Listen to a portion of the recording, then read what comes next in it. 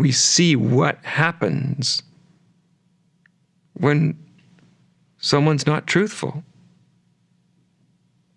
What happens is chaos ensues.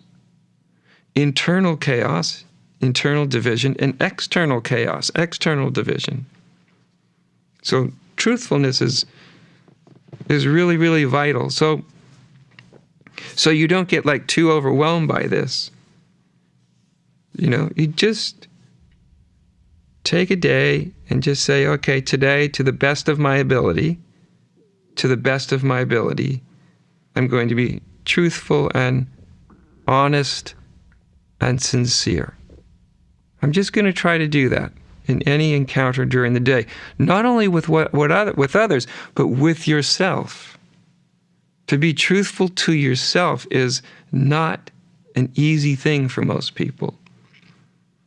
To not be deceitful to yourself, to not be lying to yourself, to not be hiding from things from yourself, not telling yourself the truth about certain things, to stop doing that is its own challenge, is its own journey, is its own transformation.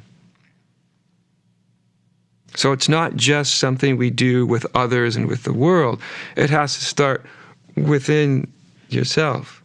For any of us to no longer lie to ourselves is a much bigger deal than we think it is. It's very, very challenging for a human being not to lie to themselves, much less anybody else. But just start somewhere. Just start any day. If you're interested, just start tomorrow. Because I think if you really look into it, why not? Why wouldn't we? Why wouldn't we be truthful and honest and sincere? Really? Is it good for us not to be? Is it good for others? Is it good for the world? When we really look at it, you'll see it's not actually good for me. It causes so much stress and difficulty and angst and anxiety. And it does the same for the world around you. So the motivations, you would think, to be truthful are very, very high, because the cost of not being truthful, not being honest, not being sincere, are very high. They're higher than people imagine that they are. And the good point is when as you begin to do this, the more you do it, the more you feel a kind of coming together. The more you realize, oh, I can be afraid and still tell the truth. Or I can be anxious and still tell the truth. Just because I have a hesitating kind of emotion doesn't mean that I have to be dishonest. I can tell the truth anyway. Wow, that's a great thing to realize. And as you do it, you also, non-division internally, it also feels like a deep quiet.